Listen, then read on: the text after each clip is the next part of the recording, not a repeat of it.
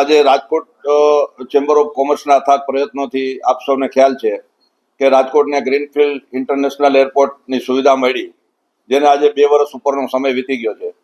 આજની તારીખે ડોમેસ્ટિક ફ્લાઇટની ઘણી બધી અવર જવર ચાલુ છે અને ઓક્યુપન્સી પણ મોર દેન 80% મળી રહી છે, સૌ આપ જાણીએ છીએ. છતાં પણ અમારી પહેલેથી છેલ્લે સુધીની એક જ માગણી હતી કે ભાઈ રાજકોટને ઇન્ટરનેશનલ ફ્લાઇટ ફાળવવામાં આવે.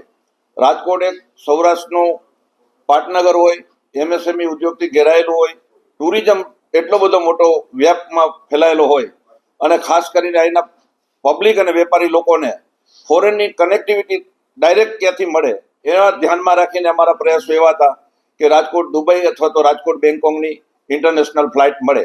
એના માટેના અમે સતત પ્રયત્નશીલ છીએ. અમને કહેતા આનંદ થાય છે કે વારંવાર અમે રજૂઆત કરવાથી જ્યારે ઇન્ટરનેશનલ ફ્લાઇટ મળવાના જે પેરામીટર્સ છે એ પેરામીટર્સની અંદર આજે ઇમિગ્રેશન અને કસ્ટમ એ બે મેઇન એના બેઝ છે. તો આજની તારીખે કસ્ટમ ક્લિયરન્સનું એનઓસી પણ આવી ગયું છે અને કસ્ટમ ઓલરેડી ક્લિયર થઈ ગયું છે. વાત રહી બાકીની જે પ્રોસિજરની વાત છે, ઇમિગ્રેશનની જ્યાં સુધી વાત છે, ત્યારે ઇમિગ્રેશનની પરમિશન ભારતના નાણાં મંત્રાલયમાંથી ગૃહ મંત્રાલયમાંથી થતી હોય ત્યાં પણ અમે વારંવાર રજૂઆત કરી છે. ગુજરાત રાજ્યના ગૃહ મંત્રીમાં પણ રજૂઆત કરી છે અને એવિએશન મિનિસ્ટરમાં પણ રજૂઆત કરેલી છે. પણ અમને આશા અને વિશ્વાસ છે કે આ મહિનાના એન્ડ સુધીમાં કદાચ ઇન્ટરનેશનલ ફ્લાઇટ ચાલુ થશે એવું અમારું સ્પષ્ટ માનવું છે. ઇમિગ્રેશનની પ્રક્રિયા માટે અમદાવાદથી એની FRRO નામની એક એજન્સી છે એ આવીને ઇન્સ્પેક્શન કરી જાય.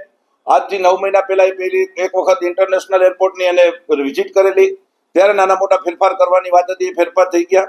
ત્યાર પછી 3 મહિના પહેલા બીજી વખત એને રીવિઝિટ કરી અને બધું સમૂહસૂત્ર છે એવું કમ્પ્લીશન કરી અને આજની તારીખે એપ્રુવલમાં દિલ્હીમાં મોકલેલી છે.